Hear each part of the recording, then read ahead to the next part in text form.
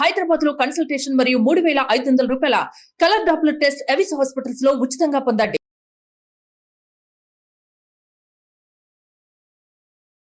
నమస్తే, మీరు చూస్తున్న సుమన్ టీవీ. నేను మీ కీర్తి. ఈ రోజు నాతో పాటు ఉన్నారు ప్రముఖ ఆస్ట్రాలజర్ బ్రహ్మశ్రీ నందిబట్ల శ్రీహరి శర్మ గురుగారు. నమస్తే గురుగారు. వాగర్థావివ సంపృక్తౌ వాగర్థ ప్రతిపత్తయే జగతః పితరౌ వందే పార్వతీ పరమేశ్వరౌ. ఆదిత్యాయ చ సోమాయ మంగళాయ బుధాయ చ గురు శుక్ర శనిభ్యశ్చ రాహవే కేతవే నమః. శృంగేరి పీఠాధిపతులకి, కంచి పీఠాధిపతులకి నమస్కారములు తెలియజేసుకుంటూ కార్యక్రమాన్ని ప్రారంభిద్దాం. గురుగారు, సెప్టెంబర్ 18 భాద్రపద ఈ పౌర్ణమి రోజున పాక్షిక చంద్రగ్రహణం వస్తుంది. అంటే ఈ క్రోధనామ సంవత్సరంలో మొదటి చంద్రగ్రహణంగా చెప్పుకోవచ్చు. భారతదేశంపై ఎలాంటి ఎఫెక్ట్ ఉంటుంది, ఏ రాశుల వారికి ఎలాంటి ప్రభావం చూపించబోతోంది ఈ గ్రహణం? ఒకవేళ భారతదేశం పైన ఎక్కువ ప్రభావం చూపించకపోయినా కూడా ఇతర దేశాల్లో ఉన్న మన తెలుగు వారి కోసం మీరు ఏం చెప్తారు? ప్రధానంగా ఈ యొక్క సెప్టెంబర్ 18వ తారీఖు రోజున పాక్షిక చంద్రగ్రహణం అనేటువంటిది ఏర్పడబోతుంది. అయితే ఈ యొక్క 2024 సంవత్సరంలో ఏ గ్రహణం కూడా మన భారతదేశంలో కనిపించదు. అయితే ఈ చంద్రగ్రహణం ముంబై తీర ప్రాంతంలో ఉన్నటువంటి కొన్ని ప్రదేశాల్లో వారికి ఈ యొక్క చంద్రగ్రహణ ప్రభావం ఉంటుంది. ఎందుకంటే ఆ సమయంలో చంద్రగ్రహణం కనబడుతుంది ముంబై తీర ప్రాంత కొన్ని ప్రదేశాల్లో మన ఇండియాలో. అయితే వీక్షించేటువంటి ప్రేక్షకులు కూడా ఒక సందేహ నివృత్తి. చాలామంది ఏమనుకుంటారంటే, గ్రహణం మన భారతదేశంలో కనిపించట్లేదు కదా, నియమాలు పాటించాల్సినటువంటి అవసరం లేదు కదా. వాస్తవమే, నియమాలు పాటించాల్సిన అవసరం లేదు. కానీ ఈ యొక్క గ్రహణాలు ఈ యొక్క విశ్వానికి సంబంధించినటువంటిది. ఈ విశ్వంలో మనం జీవిస్తున్నాం, మనకు కూడా అందులో భాగమే మనము కూడా. కాబట్టి ఈ గ్రహణాలు ఎప్పుడు ఏర్పడినా, ప్రకృతి విపత్తులు ఎప్పుడు ఏర్పడినా, అనగా ఉల్కా తోకచుక్కలు, ఇవన్నీ కూడా మనం కామెట్స్ అని అంటుంటుంటాం. కాబట్టి ఈ కామెట్స్ ఏర్పడినటువంటి సందర్భంలో అది ఏ 80 సంవత్సరాలకో, 100 సంవత్సరాలకో, 150 సంవత్సరాలకో ఒకసారి కనబడుతూ ఉంటాయి తోకచుక్కలు. హేలీ తోకచుక్క ఏర్పడినప్పుడు మనకు ఈజిప్ట్ వ్యాప్తంగా కొంతమంది రాజులు చనిపోయినటువంటి సందర్భాలు, అనగా ప్రముఖమైనటువంటి వ్యక్తులు చనిపోయినప్పుడు ఈ తోకచుక్కలు కనిపిస్తాయి, చనిపోయే ముందు సమయంలో చిహ్నంగా. కాబట్టి ఈ గ్రహణాలు కూడా ఏర్పడినప్పుడు ప్రకృతిలో కొన్ని మార్పులు చేర్పులు చోటు చేసుకుంటాయి. ప్రకృతి విపత్తులు కానీ, ప్రకృతి నాశనానికి కానీ గ్రహణాల ప్రభావం కొంత ఉంటుంది. కాబట్టి మహాభారత యుద్ధం జరిగేటువంటి సందర్భంలో 2 గ్రహణాలు ఆ యొక్క ఒకే నెలలో ఏర్పడినటువంటి సందర్భంగా, కాబట్టి దాని ప్రభావం మహాభారత యుద్ధానికి దారితీసింది, జనక్షయానికి దారితీసింది. అట్లాగే ఈ యొక్క సెప్టెంబర్ 18వ తారీఖు రోజున ఏర్పడేటువంటి యొక్క చంద్రగ్రహణ ప్రభావం మన భారతదేశంలో కనబడినప్పటికీ ఆ గ్రహణ ప్రభావం మనము ఈ విశ్వంలో ఒక పార్ట్, భారతదేశం కూడా. ఎలా చూసుకున్నా సూర్యుడు చంద్రుడు అందరికీ ఒకరే కాబట్టి ఈ యొక్క చంద్రగ్రహణ ప్రభావం కొన్ని రాశుల మీద ఏర్పడుతుంది. అమెరికాలో ఉన్నటువంటి ప్రాంతంలో ఉన్నటువంటి వారికి ప్రధానంగా ఈ యొక్క చంద్రగ్రహణం ఉత్తరాభాద్ర నక్షత్రం 1వ పాదంలో ఏర్పడుతుంది. భారతదేశంలోకి వచ్చేసరికి పూర్వభాద్ర నక్షత్రం 4వ పాదంలో ఉండగా ఏర్పడుతుంది. భారతదేశ కాలమాన సమయం కనుక చూసుకున్నట్లయితే ఉదయం 6:11 నుంచి 10:17 వరకు ఈ యొక్క చంద్రగ్రహణ ప్రభావం ఏర్పడుతుంది. అయితే ఏ ప్రాంతంలో ఉన్నటువంటి వారికి ఈ యొక్క చంద్రగ్రహణ ప్రభావం ఎక్కువగా ఉంటుందంటే, యూరప్ అన్ని దేశాలు, అమెరికా అన్ని ప్రాంతాలు, అంటార్కిటికా మరియు అట్లాంటిక్ మరియు ఏషియా ప్రాంతాల్లో ఎక్కువ భాగం ఏషియా ప్రాంతాల్లో. మన భారతదేశ విషయానికి వచ్చేసరికి ముంబై ప్రాంతము మరియు ఇతర కొన్ని ప్రాంతాలు మాత్రమే ఈ యొక్క చంద్రగ్రహణ ప్రభావానికి గురవుతున్నాయి.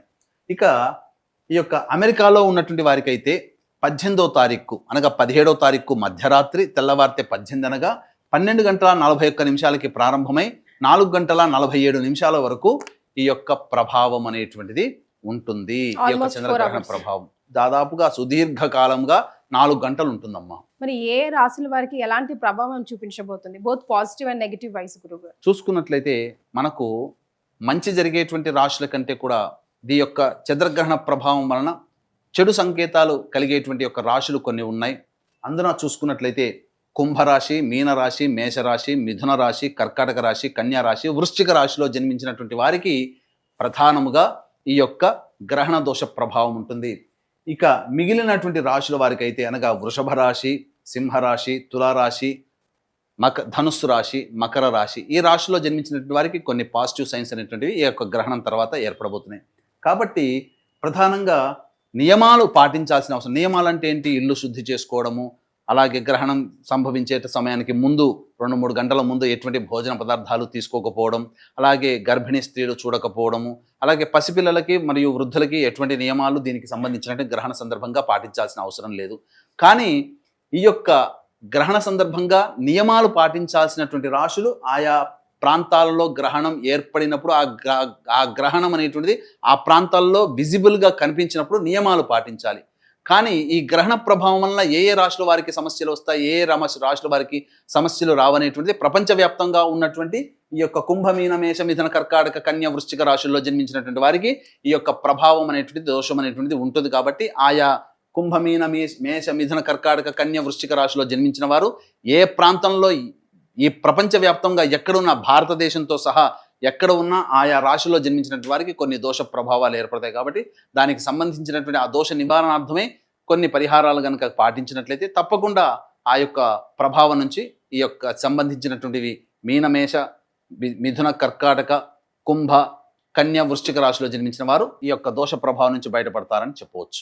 ఎలాంటి రెమెడీస్ సూచిస్తారు గురుగారు? ప్రధానంగా ఏ సమస్యకైనప్పటికీ కూడా 2 రకాల పరిహారాలు ఉంటాయి. ఒకటి దైవ పరిహారము, 2 మానవ పరిహారం. దైవ పరిహారం అంటే మంత్ర పరిహారం. దైవం మంత్రాధీనం, తన్మంత్రం బ్రాహ్మణాధీనం. కాబట్టి ఈ కుంభమీన మేష మిథున కర్కాటక కన్య వృశ్చిక రాశిలో జన్మించినటువంటి వారికి సెప్టెంబర్ 18వ తారీఖు రోజున పౌర్ణమి ఉంటుంది. కాబట్టి మా పీఠం ఆధ్వర్యంలో ఈ యొక్క చంద్రగ్రహణ దోష నివారణ కార్యక్రమాలు అనేటువంటివి జరిపించడం జరుగుతుంది. ముఖ్యంగా ఆ రోజున చంద్రుడికి సంబంధించినటువంటి దోష నివారణగా చంద్రగ్రహ హోమము, అలాగే పూర్వభాద్ర ఉత్తరభాద్ర నక్షత్రంలో ఏర్పడుతున్నాయి ఒక్కొక్క ప్రాంతంలో. కాబట్టి దత్తాత్రేయ హోమము, శనీశ్వర హోమము, అలాగే ఈ రాశుల్లో జన్మించినటువంటి వారికి ప్రధానంగా దోషం ఉంటుంది కాబట్టి మృత్యుంజయ హోమం ముఖ్యంగా ఆరోగ్యం మీద ప్రభావం చూపుతుంది. కాబట్టి మృత్యుంజయ హోమము, లక్ష్మీ హోమము, సుదర్శన హోమం లాంటివి, అలాగే వివాహం కాని అబ్బాయిలు అమ్మాయిల కోసమై హోమాది కార్యక్రమం, ఇలా 18 రకాల హోమాది కార్యక్రమాలు ఆ సెప్టెంబర్ 18వ తేదీన కేవలం పర్ హెడ్ 1500 రూపాయలకి మా పీఠం ఆధ్వర్యంలో ఈ కుంభమీన మేష మిథున కర్కాటక కన్య వృశ్చిక రాశుల్లో జన్మించినటువంటి వారికి చేయించడం జరుగుతుంది. అలాగే మానవ పరిహారం అనగా అందరికీ దైవ పరిహారం చేసుకునే శక్తి ఉండదు. కాబట్టి మానవులుగా జన్మించినటువంటి మనము ఆ యొక్క దైవానుగ్రహాన్ని పొందే ప్రయత్నంగా మనకి మనం చేసుకునేటువంటి పరిహారాలు కూడా తెలియజేస్తానమ్మా.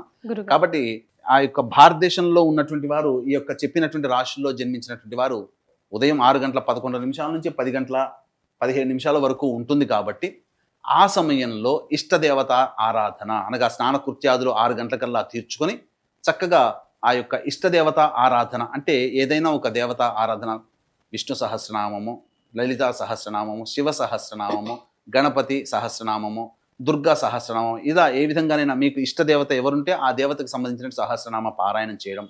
అలాగే ఆ సమయంలో మనకు భారతదేశంలో కనిపించదు కాబట్టి నవగ్రహాల దేవాలయాలు అన్నీ కూడా తెరిచే ఉంటాయి. కాబట్టి ఆ సమయం చాలా మనం ఒకవేళ కనిపించకపోవడమే మన అదృష్టంగా భావించాలి. ఎందుకనంటే గ్రహణ సమయం ఎటువంటిదనంటే మనము మామూలు రోజుల్లో 1000 సార్లు ఒక దేవతా నామాన్ని జపం చేస్తే ఎంత ఫలితం ఉంటుందో గ్రహణ సమయంలో 10 సార్లు పఠిస్తే అంత సమయం, అంత విశేషమైనటువంటి పవర్ లభిస్తుంది.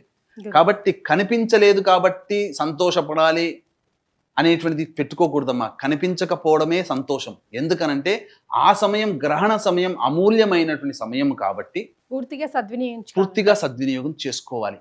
దేవాలయాలన్నీ తెరిచి ఉంటాయి, దేవత అనుగ్రహం మనకు కలుగుతుంది.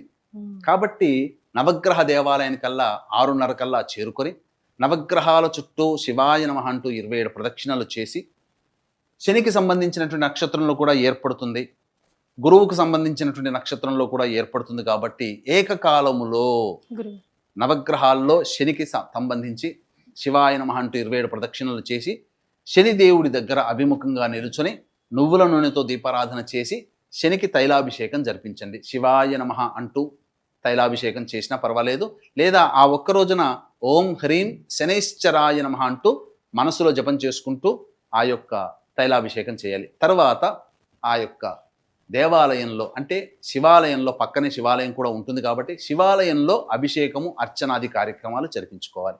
ఈ విధంగా ఈ 6 గంటల 11 నిమిషాల నుంచి 10 గంటల 17 నిమిషాల కాలంలో దేవ పరిహారము మరియు మనం ఇష్టదేవత ఆరాధన, ఏదైనా దేవుని యొక్క నామము ఆ యొక్క సమయంలో ఆ 10 గంటల 15 నిమిషాల వరకు విడవకుండా ఉండాలి. నామాన్ని విడవకుండా జపం చేయాలి. ఇది మానవులుగా చేసుకునేటువంటి పరిహారం. కాబట్టి గురుగారు అలాగే మరొక విషయం కూడా దయచేసి తెలియజేయండి. అంటే గ్రహణం అంటేనే దాన ధర్మాలు, గ్రహణ అనంతరం గ్రహణం చేసేటప్పుడు ఎక్కువగా ప్రాధాన్యత ఇస్తాం కాబట్టి ఎలాంటి దాన ధర్మాలు చేయాలి? ఆ సమయంలో దానం గనక చేయదలిచినట్లయితే, దానం చేయాలనే కోరిక ఎవరికైనా ఉన్నట్లయితే, గ్రహణ సమయం విశేషమైన సమయం కాబట్టి 10 సార్లు చేస్తే లేదా ఒక్కసారి శ్రీరామ అన్న 100 సార్లు శ్రీరామ అన్నటువంటి ఫలితం.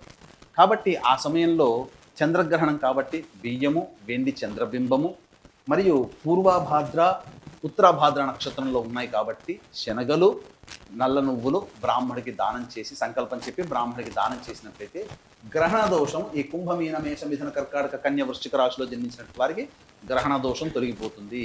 మళ్ళీ చెప్తున్నానండి, ఆ గ్రహణం మనకు కనిపించట్లేదు, గ్రహణ నియమాలు పాటించాల్సిన అవసరం లేదు. కానీ ఈ గ్రహణం ఈ రాశుల్లో జన్మించినటువంటి వాళ్ళకి గ్రహణ దోషం ఉంటుంది కాబట్టి ఆ దోష పరిహారంగా మీకు చెప్పినటువంటి విధంగా మీరు చేసుకోగలిగే పరిహారంలో దానములు చేయండి. లేదు మనకు సమయం లేదు, ఆ సమయంలో బిజీగా ఉంటామన్నప్పుడు మంత్ర పరిహారంలో భాగంగా ఈ కుంభమీన మేష మిథున కర్కాటక కన్య వృశ్చిక రాశిలో జన్మించినటువంటి వారికి గ్రహణ దోష పరిహారార్థమై 18 రకాల హోమాది కార్యక్రమాలు చేయించడం జరుగుతుంది. ఈ చెప్పినటువంటి రాశులే వారికే కాకుండా ఆ గ్రహణ సమయం అమూల్యమైనది కాబట్టి 12 రాశుల వారు కూడా ఈ యొక్క గ్రహణ సమయంలో వచ్చేటువంటి దైవిక శక్తిని మీరు పొందవచ్చు. ఆ విధంగా కార్యక్రమంలో నమోదు చేసుకోవచ్చు. కేవలం పర్ హెడ్ 1500 రూపాయలకి చేయించడం జరుగుతుంది. గురుగారు ఇప్పటికే ప్రకృతి వైపరీత్యం మనం చూస్తా ఉన్నాము. మరి ఈ గ్రహణం ఎఫెక్ట్ వల్ల మరింత తీవ్రత దాల్చే అవకాశం ఏదైనా ఉందంటారా, లేకపోతే శాంతిస్తుందా? ఎందుకంటే అక్టోబర్ నెలలో కూడా మళ్ళీ గ్రహణం ఏర్పడుతుందమ్మా. సెప్టెంబర్లో 18వ తారీఖు నాడు చంద్రగ్రహణం, మళ్ళీ అక్టోబర్ నెలలో మళ్ళీ గ్రహణం ఏర్పడుతుంది. కాబట్టి ఒకే మాసములో 2 గ్రహణాలు ఏర్పడుతున్నాయి. కాబట్టి దీని ప్రభావం ఖచ్చితంగా ఆయా దేశాలు, ఏ దేశంలోనైతే కనబడుతుందో ఆ దేశాల్లో ఉంటుంది. కాబట్టి కామన్గా మనం గమనించుకున్నట్లయితే సెప్టెంబర్ మాసంలో మరియు అక్టోబర్ మాసంలో ఏర్పడేటువంటి గ్రహణాల్లో కామన్గా ఎఫెక్ట్ అయ్యేటువంటి దేశము అమెరికా దేశము. కాబట్టి గ్రహణాలు 2 గ్రహణాలు అమెరికాలో విజిబుల్గా కనబడుతున్నాయి. కాబట్టి అమెరికా ప్రాంతం మోస్ట్ ఎఫెక్ట్ కంట్రీగా సంభవించే సమయం ఆసన్నమవుతుందని చెప్పవచ్చు. రైట్ గురుగారు, చాలా సంతోషం అండి, ధన్యవాదాలు. సర్వం శ్రీ ఉమామహేశ్వర పరబ్రహ్మార్పణమస్తు.